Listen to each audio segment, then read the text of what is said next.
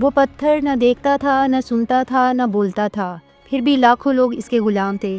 یہ بنی اسرائیل والے تھے، اللہ کی چنی ہوئی قوم، لیکن اب بال نامی بت کے پجاری بن چکے تھے اور اپنے حقیقی رب کو بھول گئے تھے۔ قرآن پاک فرماتا ہے، کیا تم بال کو پکارتے ہو اور احسن الخالقین کو چھوڑ دیتے ہو؟ یہ صرف سوال نہیں، یہ ایک چیلنج تھا۔ قوم اپنی گمراہی میں بھٹک رہی تھی، اندھیرے میں پھنسی ہوئی تھی۔ تب اللہ نے ایک نبی بھیجا، حضرت الیاس علیہ السلام۔ ان کے پاس نہ فوج تھی، نہ خزانہ، نہ طاقت، صرف ایمان کی آگ اور سچ کی للکار۔ قوم کہتی تھی، بال ہمارا خدا ہے، وہی بارش برساتا ہے، وہی فصلیں اگاتا ہے، وہی ہمیں زندہ رکھتا ہے۔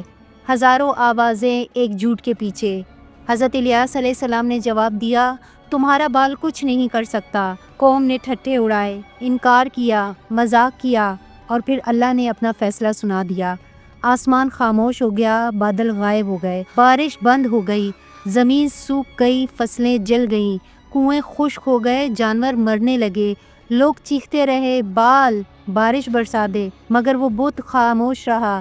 تفاسیر میں آتا ہے کہ بال کے پجاری یہ سمجھتے تھے کہ یہی بت بارش برساتا ہے اور زمین کو زندہ کرتا ہے، مگر حقیقت یہ تھی کہ طاقت صرف اللہ کے ہاتھ میں ہے۔ قوم نے اپنی جب غلطی تسلیم کی اور گھٹنے ٹیک دیے، معافی مانگی، اور حضرت الیاس علیہ السلام نے اللہ تعالیٰ سے عاجزی سے دعا کی، اور پھر بادل لوٹ آئے، بارش برسی، زمین دوبارہ سرسبز و شاداب ہو گئی، جانور زندہ ہو گئے اور لوگ مسکرانے لگے۔ سب نے جان لیا کہ وہ بت جسے لاکھوں لوگ پوج رہے تھے ایک بوند تک بھی نہ برسا سکا، اور اللہ جسے وہ بھول چکے تھے ایک لمحے میں آسمان کھول کر اپنی قدرت دکھا رہا تھا۔ حق اکیلا ہو سکتا ہے، مگر جس کے ساتھ اللہ ہو وہ کبھی نہیں ہارتا۔